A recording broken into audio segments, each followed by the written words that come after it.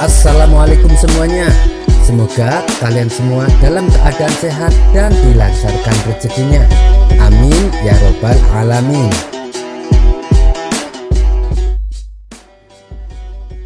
Daerah Hadramut memendam berjuta hasanah Islam. Peninggalan-peninggalan dan tradisi-tradisi salaf masih dilestarikan. Di antaranya adalah Sumur Barhut. Dinamakan Sumur Barhut karena letaknya di lembah yang bernama Barhut. Keberadaan Sumur Barhut sendiri telah diterangkan langsung oleh Rasulullah dan para sahabat, sebagaimana dibuktikan juga oleh Syekh Ismail Haqi. Berada di daerah Ahqaf, sebuah perbukitan berpasir yang terbentang luas di Provinsi Hadramut, Yaman. Terdapat ciri-ciri yang membedakan antara Sumur Barhut dengan sumur lainnya, seperti munculnya asap berbau busuk, air yang kotor dan hitam pekat, dan lubang sumur yang amat dalam. Dalam salah satu hadis, Rasulullah bersabda, sebaik-baik air di atas permukaan bumi ini adalah air Zam-Zam, karena di dalamnya terdapat zat yang dapat mengenyangkan dan obat dari penyakit. Dan seburuk-buruk air di atas permukaan bumi adalah air dari Sumur Barhut yang terletak di Hadramut, seperti kumpulan belalang yang pada pagi hari memancarkan air, kemudian pada sore harinya mengering hingga tidak terdapat bekas basah di atasnya. Sumur Barhut sendiri mempunyai kedalaman 200 meter dengan lebar diameternya 30 meter.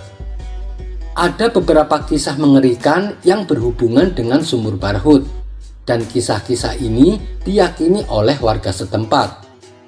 Konon, katanya Sumur Barhut ini dibuat oleh bangsa jin atas perintah Raja Himyar. Raja Himyar adalah penguasa kala itu. Ia mempunyai harta emas yang sangat banyak.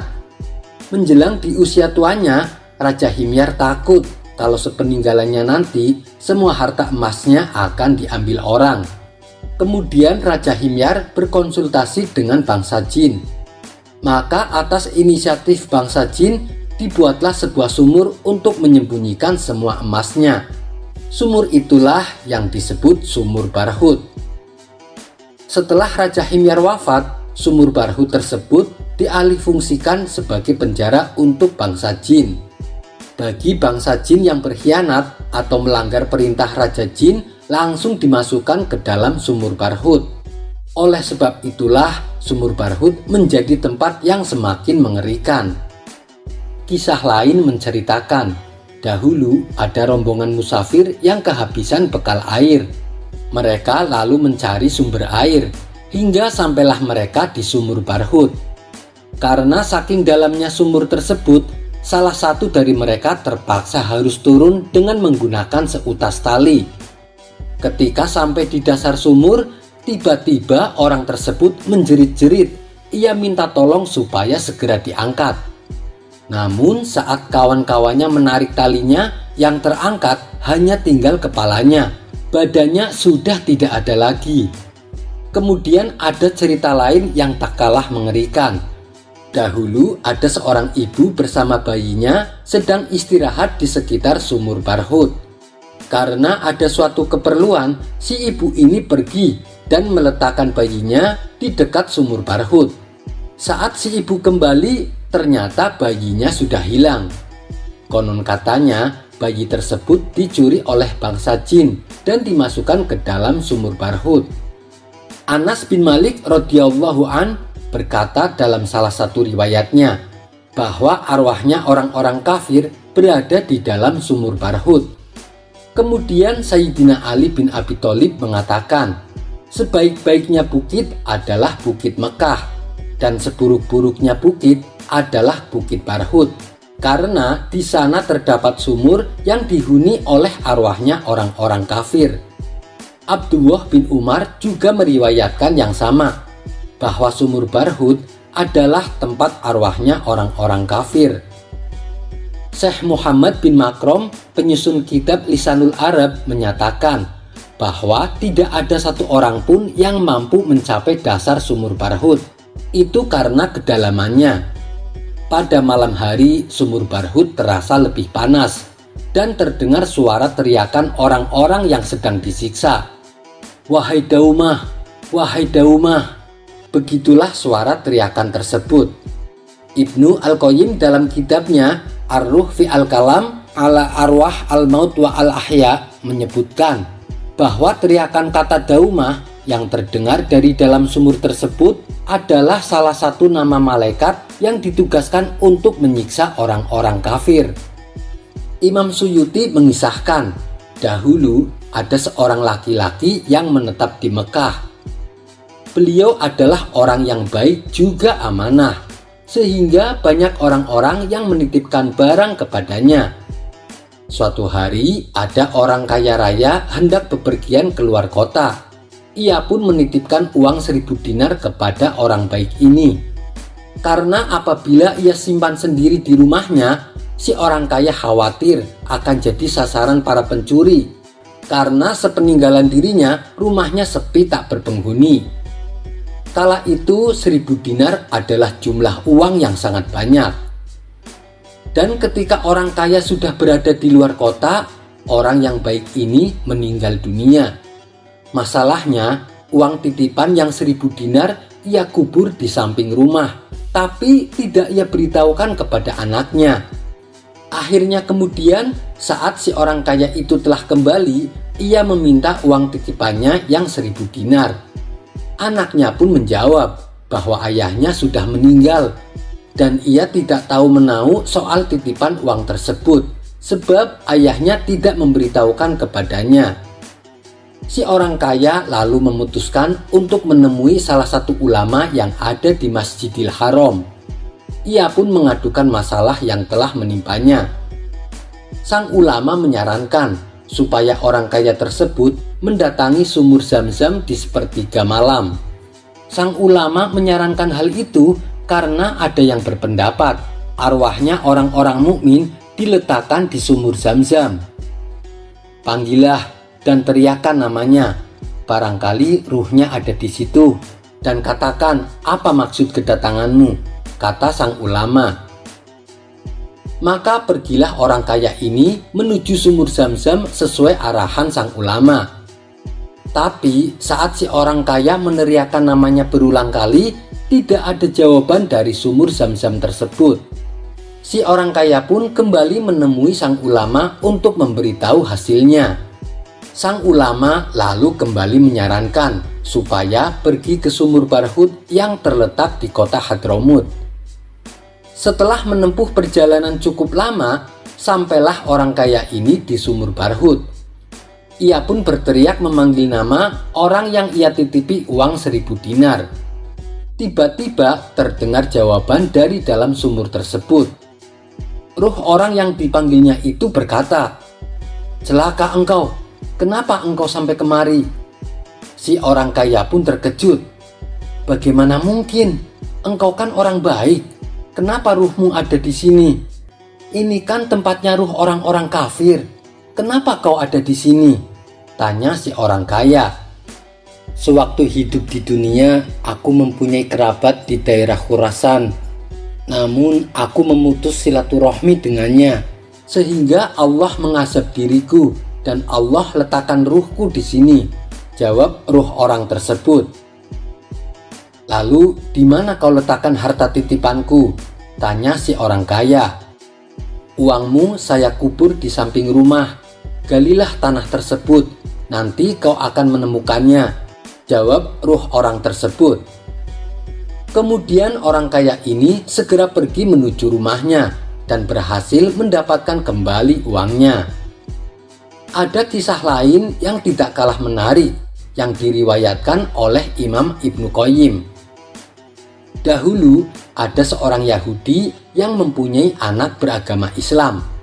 Yahudi ini juga orang baik dan amanah, seperti halnya dengan kisah yang tadi. Ia sangat dipercaya oleh warga untuk menitipkan barang-barang berharga. Suatu ketika, ada orang menitipkan barang berharga kepadanya. Namun saat orang tersebut datang untuk meminta barang titipannya, orang Yahudi itu telah meninggal. Sedangkan si anak yang beragama Islam tidak tahu di mana sang ayah meletakkan barangnya. Akhirnya kemudian orang tersebut mendatangi ulama yang bernama Syekh Syuaib Al-Jubai. Oleh Syekh Syuaib Al-Jubai, orang itu disarankan supaya mendatangi sumur Barhut, sebab di sanalah arwah orang-orang kafir dikumpulkan dan disiksa. Maka pergilah ia ke sumur Barhut. Sesampainya di sana, ia meneriakkan nama si Yahudi itu. Lalu terdengarlah jawaban. Ruh orang Yahudi ini lalu memberitahu tempat di mana ia menaruh barang titipan orang tersebut. Demikianlah kisah-kisah yang berkenaan dengan sumur Barhut. Adapun benar atau tidaknya kisah ini, wallahu a'lam bishawab. Kisah selanjutnya. Dikisahkan, Baginda Raja baru saja melantik hakim istana yang baru. Hakim tersebut terkenal jujur dan juga baik hati. Yang paling disukai Baginda dari hakim baru ini, ia gemar berburu di hutan seperti dirinya. Suatu hari, di sela-sela waktu santai Baginda Raja, ia memanggil hakim baru tersebut untuk menghadapnya. "Bagaimana pekerjaanmu? Apakah ada kasus yang sulit diselesaikan?" tanya Baginda Raja. "Alhamdulillah Paduka, semua pekerjaan masih bisa saya atasi," jawab hakim istana. "Bagus, awas jangan main-main dengan jabatanmu. Kalau kamu sampai ketahuan menerima sogokan, saya bukan hanya akan memecatmu, tapi juga akan memenjarakanmu," ancam Baginda Raja. "Jangan khawatir Paduka, saya ini bukan tipe orang yang suka disogok. Malah saya justru membenci perbuatan itu. Saya ini sudah kaya Paduka, buat apa menerima sogokan? Bukankah Paduka tahu sendiri, gajian saya sebagai hakim sepenuhnya saya sumbangkan untuk fakir miskin," ujar hakim istana. "Baiklah, saya percaya padamu. Oh iya, saya dengar katanya kamu gemar berburu di hutan. Bagaimana kalau besok kita berburu bersama-sama?" ajak Baginda Raja. "Dengan senang hati wahai Paduka yang mulia, saya terima ajakan Paduka," balas hakim istana. "Baiklah, besok kita berangkat, tapi saya akan mengajak serta Abu Nawas," timpal Baginda Raja. Abu Nawas yang saat itu sedang cekcok dengan istrinya langsung menerima ajakan Baginda Raja. Dengan begitu, ia bisa menghindari omelan sang istri.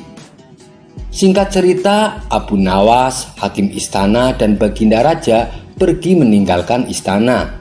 Ketiganya memulai perjalanan menuju hutan. "Abu Nawas, apa kamu punya saran? Hutan mana yang akan kita tuju?" tanya Baginda Raja. "Ada Paduka, hutan di seberang lautan. Di sana banyak hewan kijang, tapi hutan tersebut terkenal angker," jawab Abu Nawas. "Sama setan saja masa takut? Ayo kita ke sana," balas Baginda Raja. Ketiganya lalu menuju hutan yang terkenal angker. Saat akan memasuki hutan tersebut, Abu Nawas mulai merasakan aura mistis. "Paduka, apa Paduka yakin akan masuk ke dalamnya?" tanya Abu Nawas. "Tenang saja Abu Nawas, saya dan hakim istana sudah pengalaman keluar masuk ke dalam hutan," jawab Baginda Raja. Tidak berapa lama, tampak seekor kijang muncul di hadapan mereka. Baginda Raja dan hakim istana langsung mencabut anak panah dan membidiknya. Tapi sayang, bidikan mereka meleset, sehingga membuat kijang tersebut berlari ke tengah hutan. "Ayo kita kejar," teriak Baginda Raja. Mereka pun mengikuti arah larinya kijang. Sedang asik-asiknya mengejar hewan buruan, tiba-tiba muncul seekor harimau. Melihat ada mangsa di depannya, harimau itu langsung mengejarnya. Baginda Raja dan Abu Nawas serta hakim istana spontan kabur menghindari kejaran harimau. Setelah beberapa lama kemudian, akhirnya mereka bertiga pun selamat. Namun mereka dihadapkan permasalahan baru. Pasalnya, Mereka tidak tahu arah. Mereka bertiga tersesat di tengah hutan yang angker. Baik Baginda Raja, Hakim Istana, dan Abu Nawas, mereka tidak tahu harus minta tolong kepada siapa. Apalagi langit sudah mulai terlihat gelap. Di tengah situasi yang genting, tiba-tiba entah datangnya dari mana, muncul kakek tua misterius yang berpakaian serba putih. "Kenapa kalian sampai ke tempat ini? Tahukah kalian kalau tempat ini sangat berbahaya?" tanya kakek tua tersebut. "Kami tersesat, kek. Apakah kakek bisa membantu kami?" kata Baginda Raja. "Aku bisa membantu kalian, tapi masing-masing dari kalian hanya dibatasi satu permintaan," balas kakek tua. Kemudian Baginda Raja mengungkapkan keinginannya. "Begini, kek, saya ingin pulang ke istana. Saya ini adalah raja. Saya tidak ingin kehilangan istana saya," pinta Baginda Raja. "Baiklah, keinginanmu saya kabulkan," jawab kakek tua. Seketika Baginda Raja langsung menghilang. Ia kini sudah berada di istananya, duduk di singgasana bersama sang permaisuri. "Syukurlah, akhirnya aku bisa kembali berada di sini," ucap Baginda Raja. "Sekarang giliranmu, apa permintaanmu?" tanya kakek tua kepada Hakim Istana. "Saya adalah Hakim Istana yang kaya raya. Saya ingin pulang ke rumah saya yang megah. Saya tak mau kehilangan harta kekayaanku. Saya ingin secepatnya berkumpul dengan istri dan anak-anakku," pinta Hakim Istana. "Baiklah, keinginanmu saya kabulkan," jawab kakek tua. Seketika Hakim Istana langsung menghilang. Ia kini berada di rumah megahnya, berkumpul dengan istri dan anak-anaknya. Kini tinggallah Abu Nawas seorang diri di dalam hutan. "Sekarang giliranmu, apa permintaanmu?" tanya kakek tua kepada Abu Nawas. "Saya ini orang miskin, kek. Rumah saya kecil dan tidak ada harta yang berharga. Di rumah saya juga sedang cekcok sama istri. Saya tidak tahan dengan omelannya. Hal inilah yang membuat saya tidak betah di rumah. Jadi saya meminta supaya Baginda Raja dan Hakim Istana dikembalikan ke sini untuk menemaniku," pinta Abu Nawas. Seketika permintaan Abu Nawas terkabul. Baginda Raja dan Hakim Istana tiba-tiba kembali berada di sampingnya. Hakim Istana dan Baginda Raja terkejut dengan kejadian ini. "Kenapa kami kembali berada di sini?" tanya Baginda Raja dan Hakim Istana. "Itu atas permintaan kawanmu. Katanya dia sedang tidak betah di rumah. Dia ingin kalian berdua menemaninya di sini," jawab kakek tua. "Abu Nawas, kamu kurang ajar," teriak Hakim Istana dan Baginda Raja. Sementara si kakek tua misterius itu langsung menghilang dari hadapan. Kisah selanjutnya. Dahulu kala, di sebuah negeri Turkistan, hiduplah seorang raja yang terkenal bengis. Suatu ketika, sang raja memanggil salah seorang ulama sufi untuk menceritakan beberapa kisah-kisah ma'rifat. Tatkala ulama sufi mulai bercerita, sang raja terlihat sangat antusias mendengarkannya. Setelah bercerita panjang lebar, entah kenapa, tiba-tiba sang raja bertanya tentang Nabi Khidir. "Apakah aku bisa bertemu Nabi Khidir?" tanya sang raja. "Ampun Paduka yang mulia, Nabi Khidir hanya datang bila diperlukan. Apabila Paduka menjumpai Nabi Khidir, hendaklah Paduka merebut jubahnya, maka segala pengetahuan di dunia ini akan menjadi milik Paduka," kata ulama sufi menjelaskan. Mendengar hal itu, sang raja semakin bertambah penasaran. "Apakah itu bisa terjadi kepada siapapun?" tanya sang raja kembali. "Tentu saja Paduka, siapapun bisa," jawab ulama sufi. Apa yang dikatakan ulama sufi tersebut ternyata membuat hati raja gundah gulana. Ia terus berpikir bagaimana supaya bisa bertemu dengan Nabi Khidir. Hingga akhirnya sang raja membuat sebuah sayembara. Barang siapa yang bisa menghadirkan Nabi Khidir di hadapannya, maka akan diberi hadiah kekayaan emas yang berlimpah. Sayembara itu pun langsung menyebar sampai ke pelosok negeri. Sementara itu, di desa terpencil hiduplah seorang lelaki miskin yang bernama Bahtiar. Bahtiar ini juga mendengarkan sayembara yang diadakan oleh sang raja. Lalu terbesitlah di benak Bahtiar akan sebuah rencana. Ia pun kemudian berkata kepada istrinya, "Wahai istriku, aku punya sebuah rencana. Kita akan segera menjadi kaya raya. Namun aku harus dihukum mati. Tapi itu tak mengapa, karena hadiah itu bisa menghidupimu selamanya." Setelah berpikir masak-masak, Bahtiar pun menghadap Baginda Raja.